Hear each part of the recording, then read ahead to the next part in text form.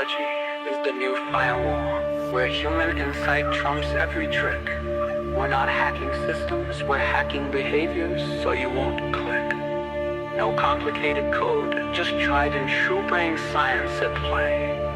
Social engineering for good, the best defense is in your mind today.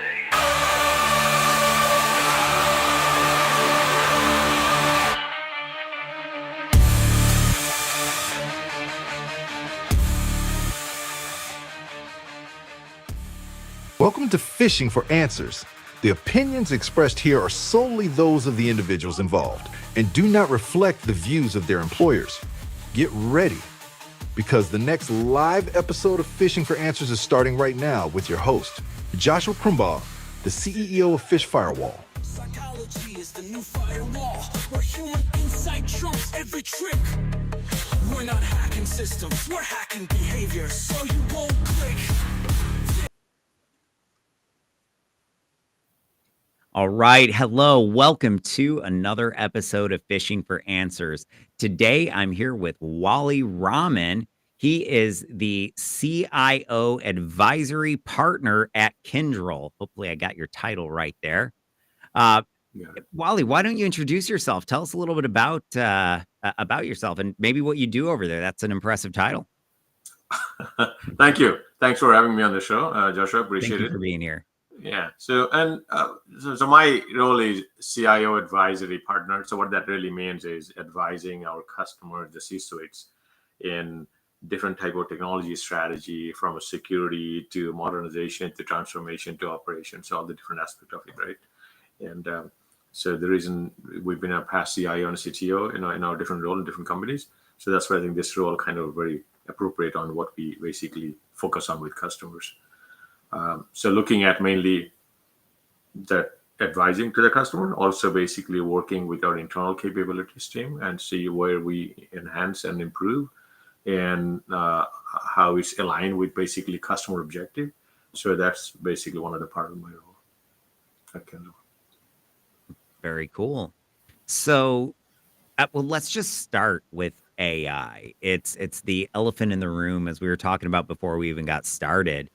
I'm going to leave it wide open instead of putting this to a specific aspect of AI. I'm just going to toss it to you. What are you excited about? Well, AI, the way I look at it is basically it's a completely different paradigm. Meaning, we kind of need to not forget, but kind of forget what we know before and change, and think differently. Yeah. Right? So we gotten used to, I don't know if, I wasn't here, but when the industrial revolution started, right, basically from farming to, automation. It feels like the Industrial Revolution. It is. Does.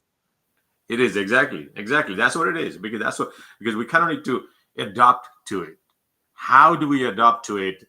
The way we used to work before for the last 30, 40, 50 years, now we need to change and think differently. And that will basically create the avenues for newer way of doing things. It's not really completely defined what the newer way of doing things yet, but as for us to define by using these platforms. Well, and I think that's where the creativity will come into play. And I think so many people are worried about AI taking their jobs. And yeah, if you're not learning AI, you better be worried about that. But what I really think is going to happen is AI is going to take our rock stars and make them superstars, make them a legend. And our average people are probably going to fall by the wayside because they won't be needed, because our superstars are just so much more effective.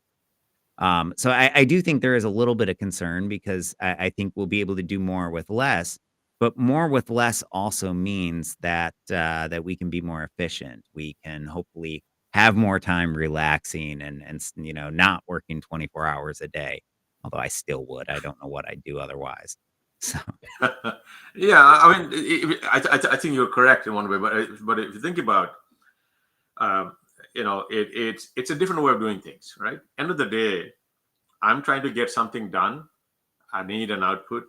Somebody needs to give me something. Even if I want to buy something, or I want to research something, or I want to do something, and it's that component, right? Yeah. And today I have to do 10 different, 20 different steps. And typically a lot of those steps are repeated. A lot of the steps are intuitive, right? Because and so think about, I don't have to do those steps. All I'm basically, okay, I need to do this, and I will get the answer the way I want it. Then, but there's always, it's not that AI is going to take over our jobs, because the way to look at it is how AI is going to improve what I do on a day in, day out basis, right? And there's always will be another problem to solve. The problem is never going to end, because this is our human nature, is always we invent new things, new way of improving, right? Always going to be there, right? So I think it will think about how, in the way of the research, it will completely, I mean, it's already proven that how significantly it can actually cut down the time of research and manual research that people actually does today. Did you see that Google Scholar, I think it was, article that so it's a new tool that they're releasing. It's only in beta, but so it's very limited access right now. But in testing, they asked it to go research a new cancer drug, and it found a treatment. And this was just like, the first test, probably not the first test, but one of the first tests as it's being rolled out. And this is still in Google's hands before it just gets into everybody else's hands and they can start using it. I don't know about you, but I've had an opportunity to play around with the deep research tools. I've tried the DeepSeek one, Google's, or Gemini's, and then OpenAI's. And right now, I truly think OpenAI's is the best, as long as you're using really good models with it. But it is impressive what it can do. Have you had any opportunity to use any of these tools yet? Yes, exactly. So I have done actually all of those tools. Actually, I haven't done the DeepSeek in detail yet. I just browsed it, see what that actually does. But yes, so the idea is what these tools actually gives you. Because today, in order for you to use a tool, it's you have to be really a little bit tech savvy. You really have to understand, and then you have to basically ask the right prompts, right question, right things, right? But what will happen is eventually it's going to be much more simplified, right? It's much more will be driven by, maybe there's another, I mean, I'm just thinking out loud here, maybe there will be another layers of agent that actually understands your behavior, your patterns, and does that for you in the back end, right? Okay, so we're 6 months down the road, and I am a completely non-technical person. I barely know how to turn on a computer. I get an app idea. Now, all of a sudden, I can just go to my AI and ask it to make that app for me. I mean, we're probably no more than 6 months out from that. What do you think about that? How does that change things when no one needs a developer anymore? Well, I think developer goes in the back end, right? They develop those capability in the back end, so you can actually do that work, right? So the initial development, that's Developers build the AI. yeah. So that will be, you don't have to go. That's true, Right. actually. Yeah. I mean, I don't know if you remember a long time ago. I think still do.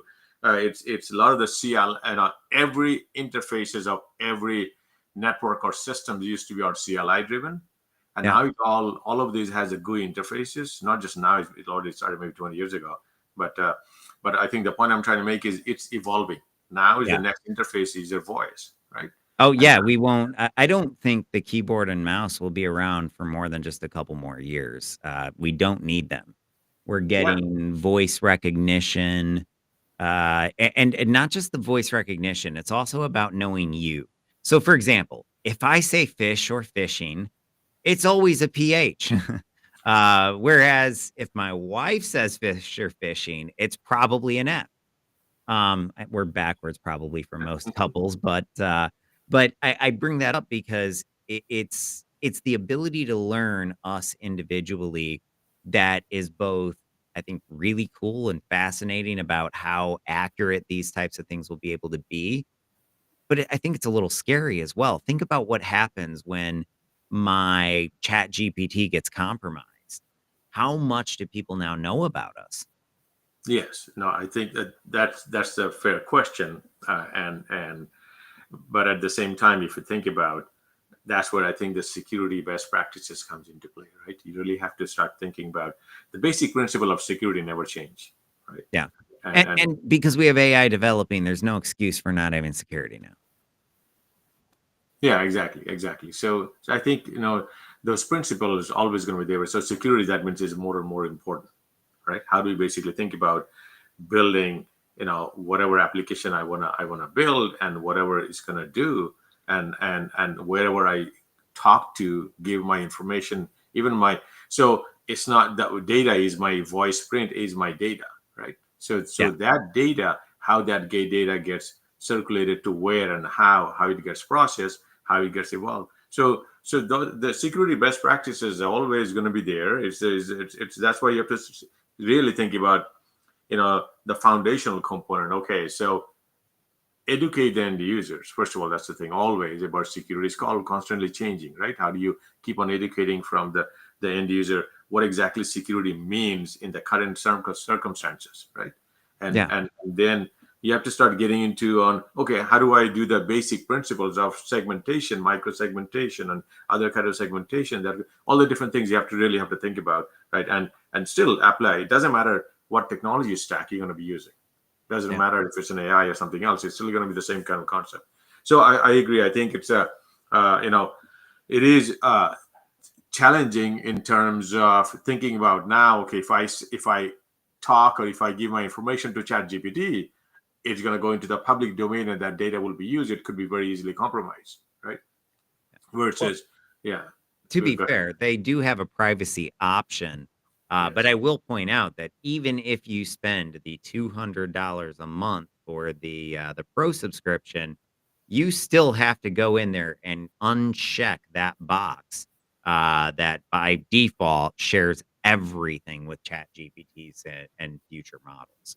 And I think that's another dimension of AI and continuous learning and cybersecurity and just technology that we have to address, because this is changing the threat landscape.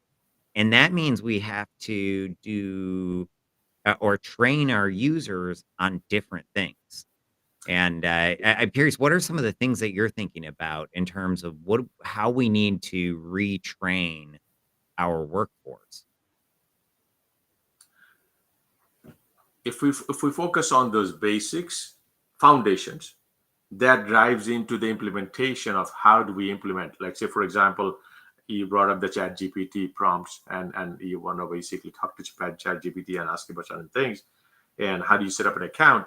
That's the basic component. But still, the basic component is, I want to restrict my access to myself and to the minimum area that's needed to actually get my function done, right? So think about from a user perspective. So that becomes a part of the training, and you get add as part of the training module that people goes through, or the common understanding, right? So the foundational component doesn't change. It's still the same, right? But it's just the implementations are different. And then other part that you mentioned that you have to manually go and actually uncheck is because that goes back to the regulatory components, compliance, right? It Yeah. depends on how the regulatory body enforces that, hey, by default you have to do this, by default you don't have to do this. But so they think about their model is, the model is going to improve better, is going to improve faster if we basically open it up to the broader ecosystem, and then can learn and have a better results, right? And Yeah. can even that and adapt. That's the whole point.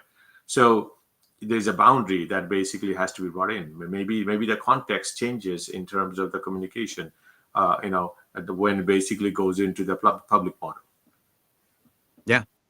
No, it makes perfect sense, and I agree that if we have a very security aware culture that they're not just educated on, but as a populace, we've developed that, for lack of a better term, herd immunity, if you will. But I like to use immunizations because I do see cybersecurity and that continuous training we do, the continuous phishing that we do in this space as an immunization against cyber threats.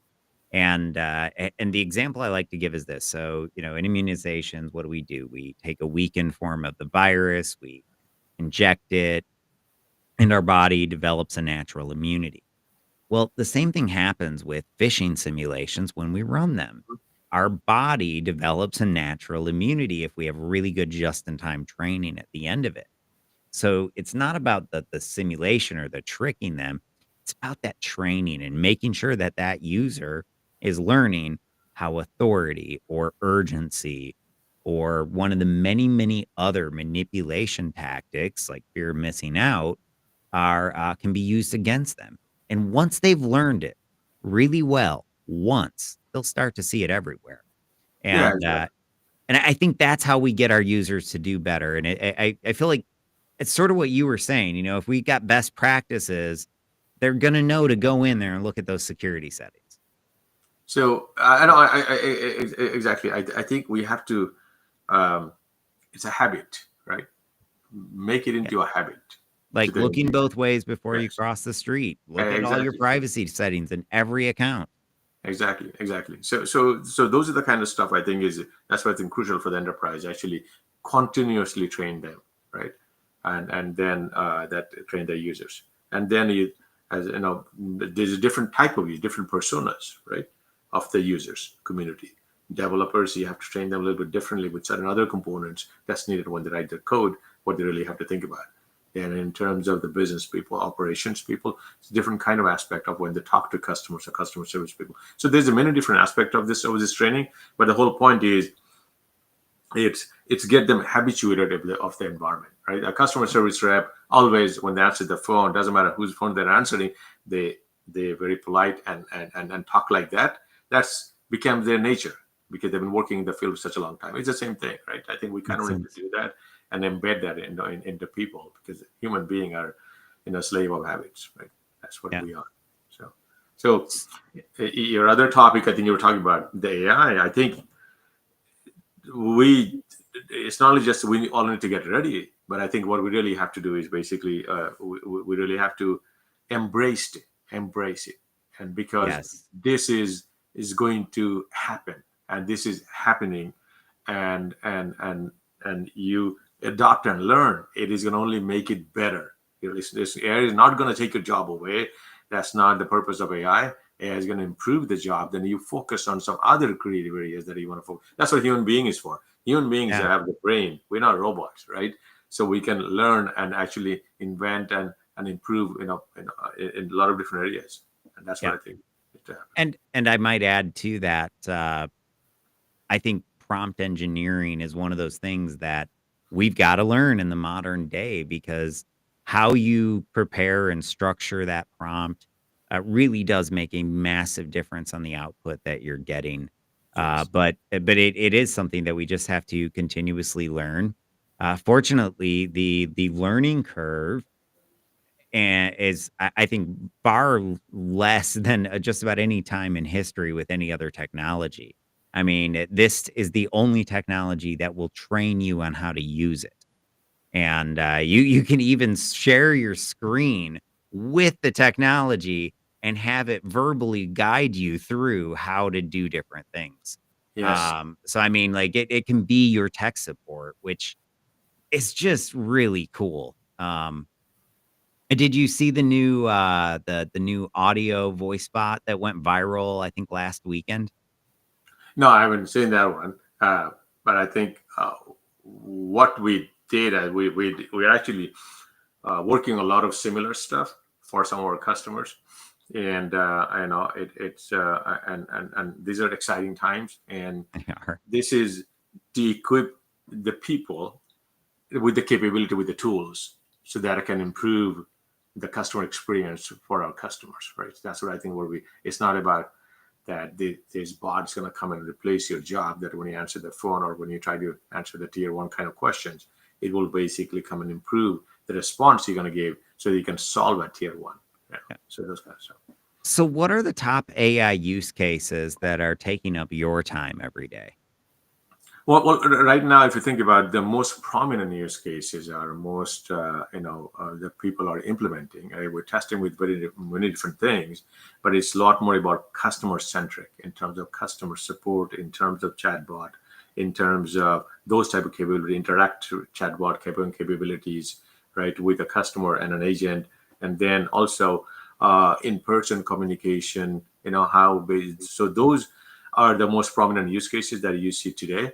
But in the back end, there's a many improvement happening in the back end system, and starting from even from code development, and how do I fast track basically the code development process?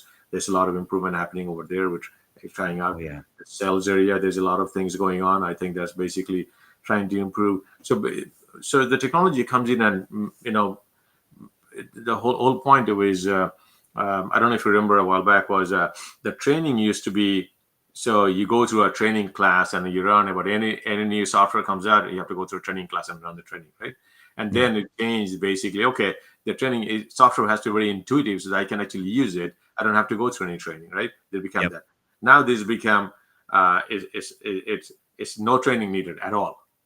Yeah. That's it. So you have a bot, you have your personal robot that's going to tell you what to do, basically, what's the answer is, all those kind of stuff. So you basically provide that, and use that basically to interact with the customers. So there's a lot of things basically we're focusing on and improving on and working with customers. Okay. So the flip side of that coin, what are the top AI concerns that are keeping you busy?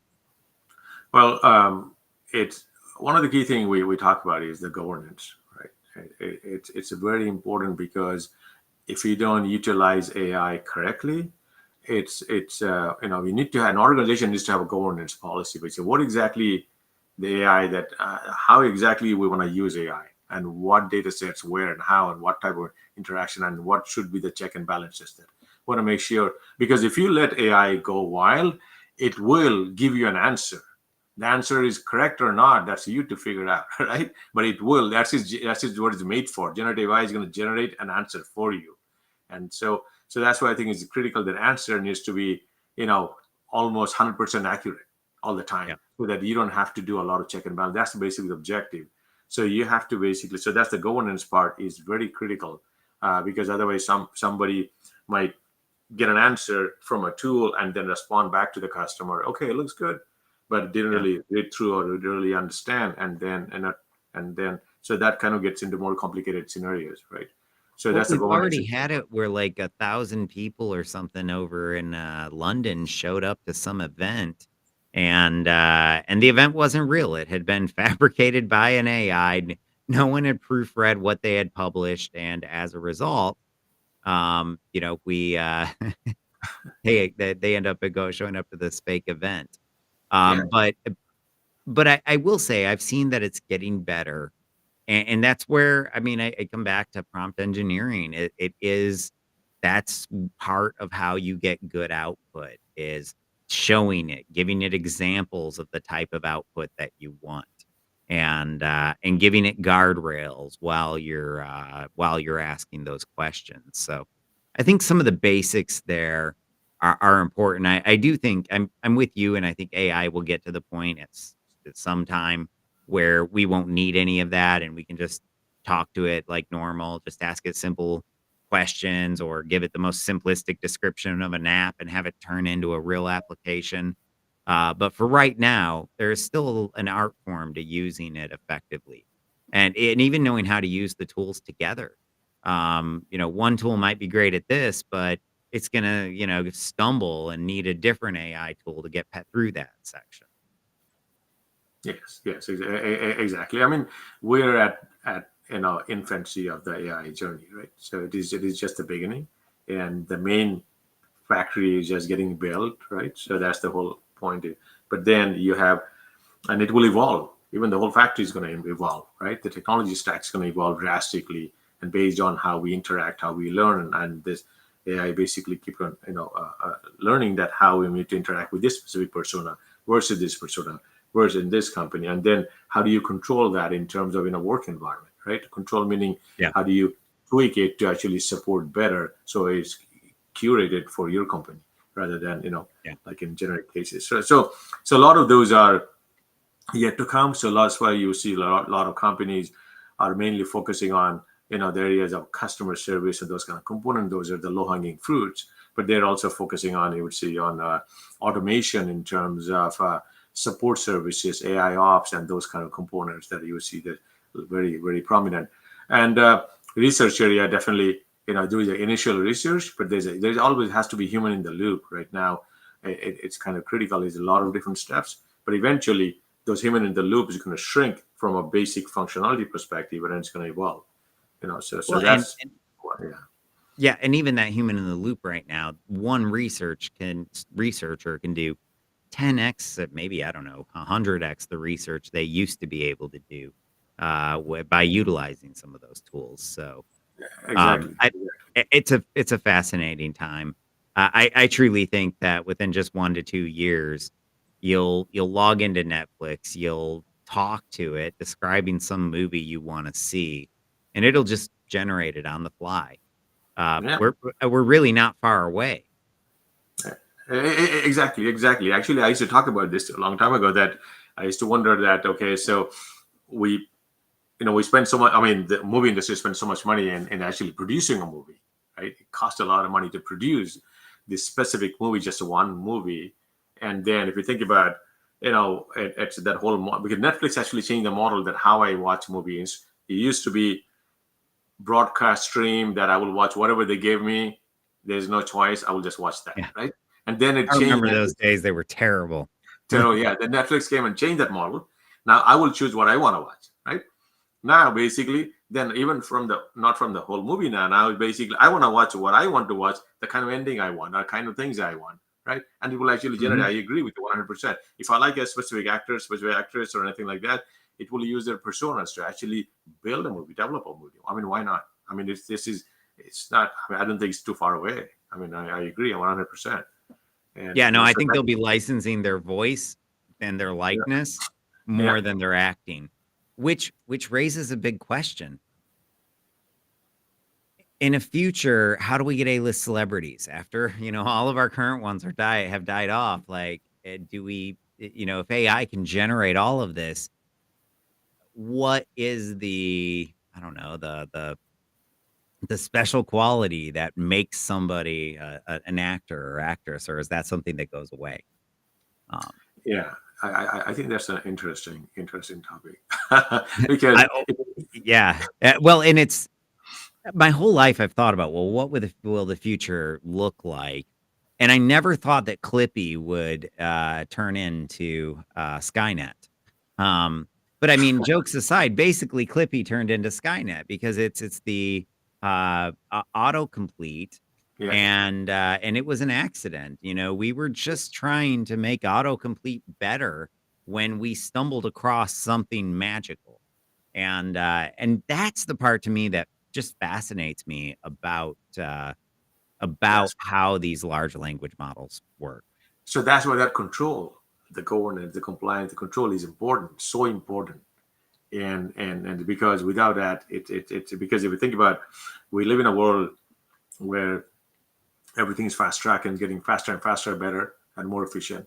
But you have to look at it basically from then when we do that, we ignore.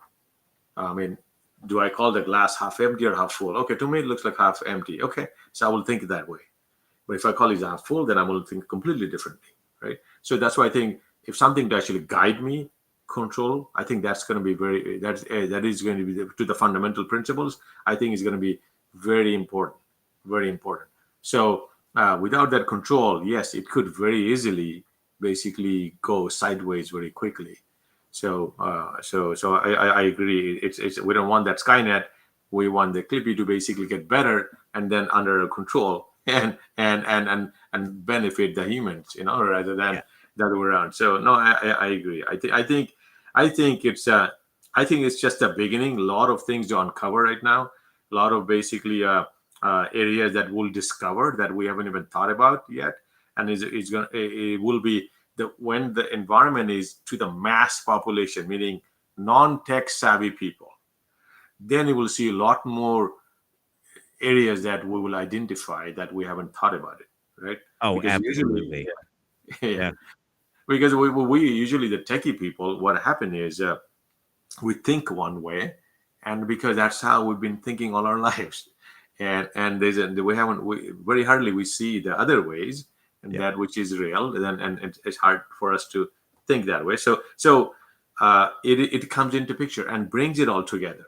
That's what I think you will see some maturity in that area. So we are just everything is now skyrocketing now. Everything is skyrocketing, and we're trying out different technology, different startups coming up all over the place, left and right, and those are good. It's very important and very good, because that's where innovation comes in from, right? Yeah. It's gonna then that will settle and provide a foundation layer, what the foundation really needs to be, and then you Oh, have all the we're gonna have another bubble here too, because like yes, during the dot-com, the yes, problem was not that we didn't have amazing companies. The yeah, problem was that we had too many startups, and I think it became almost impossible for the investors to truly do their due diligence. And AI is so much more technical, yes. so much more of a paradigm shift. So I think it'd be an exciting and a little bit scary of a time to be in VC. You want to go after everything generative AI, but it can be dangerous too. Yeah, exactly. So I think it's every sector. That's what I think my main point was that okay, every sector needs to evolve and educate, Yeah. from healthcare, from a financial VCs model, investors, from a regular workers, every sector kind of need to think about from their aspect of it and what that really means, and things like that. Yeah. Yeah. So I'm an enterprise CIO. I want to load my entire SharePoint into a large language model, and I want to push this out to my whole company. Um, how do I make sure that my data is only going to the people that need it? And what I mean by that is, so the CEO is going to need different access than an entry level intern who just started, Mhm. but they're both going to need access. And this is something I've been pondering, because by nature, a large language model isn't super good at separating that. So do you have any strategies for how an enterprise deals with that? So I think you think about okay, so let's take a step back and look at how the SharePoint is now kind of controlled, right? If Yeah. the SharePoint, all the data exists in the SharePoint, some data might be HR data that I don't have privilege to. Maybe the HR leaders have a privilege to. Then maybe CEO has privilege to financial data that I don't have, right? And some other people don't have, right? So if they all exist in the SharePoint, then it's controlled by basically access, right? It's controlled by access. So what could even if you put it up in a large language model, you have to basically structure it that way, that okay, so the kind of access to certain data is basically person gets authorized when they basically go into the prompt, right? Before they get into the prompt. And this is just maybe one way of doing it. Before they get into the prompt, they get authorized and they get access to certain set of data sets, right? And data sets gets access. That's one way of basically giving access. Makes Other way could sense. be, yeah, sorry, go ahead.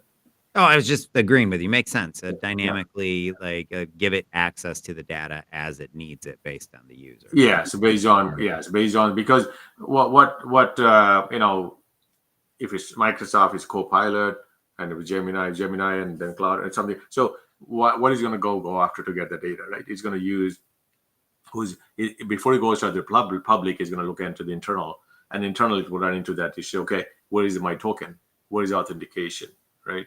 And Fair. who Makes basically sense. coming in, and based on that. Yeah. So that's the maybe the current way of implementing it. Maybe future it might evolve. It might be, the data does not get stored as a like in SharePoint. What do you have? You have a bunch of documents, right? Yeah. Maybe instead of document, you don't really have documents anymore. You basically have the context, the data itself, right? Mhm. And the data basically is tagged, and then doesn't matter what the data is. And you, based on your persona, you only get access to certain type of data sets or certain data or certain categorization. I'm just thinking aloud. I don't know what will happen in the future, but it could be like that eventually, But today is just we categorize a data is basically a document today on based on SharePoint, right? Makes perfect sense. So what about deep fakes and threats like that? I mean, are you seeing much of it? I know I've talked to a handful of people who have, but most that I talk to still haven't. What are you seeing? I mean, customer talks about, when we talk to customer talks about deepfake. How do we basically prevent? How do you do? So I basically try to educate them. Goes back to the foundations of security. Good Train the policy, user, good procedure. policies, train the users, and then the tool are always lagging the attackers, because by the time they come up with the tool and everything else, once you know what the attack is, and then you come and protect it, right? So in most cases, what happened is the tool provides the generic components, but there are one or two outliers always going to be on top of the tools, right? So you have to, and how do you protect that? And you have to basically protect with the users, the knowledge, education, training, and a proper policy, the structural policy that you want to have, segmentation policy, all this kind of stuff that you want to have that will actually enable it. Makes sense. Well, so what about just security awareness program best practices? Are there any tips or tricks that you've learned over the years to make your efforts more effective? Make it more user-centric, the trainings. Meaning, think on, if you give everyone the same training, then everyone gets the same training, but which is the basic fundamentals. But everyone has a different person or different kind of thing what they do, right? And how do you basically create those trainings, those phishing related to that specific user based on what they do, right? And that's the part that I don't think, that's the part I think would be much more effective if we are able to basically do that effectively. And I think, like nowadays with AI, you can actually create a training module. AI will create a module for you. You don't have to worry about it. So I think it's, I think things are coming, things are going to evolve a lot more than what it is today. Yeah. Well, I mean, that's actually one of the things we do at Fish Firewall is AI to train to the individual person. Right. And to take that, give them that role-based training. And by the way, you mentioned roles and how, different people have different threats. And, it's so true. And I think that it's really critical that not only do we educate our, finance teams about financial fraud and the different types of attacks they need to be aware of, but it's the mistakes of our IT teams often that lead to people or bad guys being able to get around and successfully escalate their privileges in our networks. And so I guess I see it as we've got to do that role-based training just to make sure that we're addressing every layer of the human element, not just one threat or just a handful of threats, but all of them. And the other thing is, I saw a study that said that when you make training contextual to somebody's job, that it becomes 15 times more effective. Yes, exactly. You're correct. And you mentioned about a lot of the mistakes that happens from people or IT and things like that. So because it should be automated, should be let the system do the work, let the tool do the work, let the automation comes in and does it. So people don't do the repetitive task, and humans going to make mistakes when we do that. Right? It will happen. It's bound to happen. You copy and paste something from there to here. You just put it in. You have to do 100 of them, and then it's hard to basically cross-check everything without you'll miss something. Yeah, and so that's why it's important that we focus on automation from day one, that the basic fundamental components automate and prove it, make sure so it doesn't make those mistakes. Okay, and then there's a checks and balances every step of the way. You basically do one step, and then it gets checked and verified balance, and then you go to the next step and things like that. It could be all automated, even the checks and balances, but make sure those things happens, because you have different gates of basically validating those components. So that will help basically reduce the common mistakes, or basically even the second level mistake that happen. Maybe even the automation tool maybe made a mistake, they'll copy and paste something else. It's good, it's a right context. It validated, yes, it's an IP address. Yes, it's a valid IP address from here, whatever it is. But, this was restricted somewhere else, and it didn't check against that, right? For example. So that could be checked at the next level, and that, okay, then it will block it. So all I'm trying to say is have different steps, and then let's automate a lot of those components rather than human. I agree. And for deep fakes, I truly think policy and procedure is your best defense. I know there are technologies out there. I just don't buy that they're going to work for more than 6 months at a time. And and even if they do, I still think there's no substitution for just good process and procedure. If your people know you're never going to ask for a wire over the weekend, they know that you always go through this verification process. They know that everyone is empowered to say no, even to the CEO if it's going outside of policy. That's the best defense.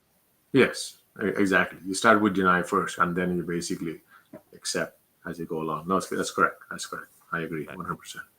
Well, cool. We're almost at time. Any last bits of wisdom that you want to give my listeners before we wrap up the show? I think good talking to you, and the good topics. And I think my only comment is going to be let's embrace AI. Let's embrace and learn and make it better. Make our life more useful. It's not going to take our job. It's not going to take our jobs. It is going to help our jobs and improve in this other area. And so that's what I think what we really need to focus on. Think about it. And that's what. Thank you for Joshua for adding me into the show. Yeah, thank you so much for joining us today. For everyone joining us live, thank you, and we'll see you tomorrow for another episode.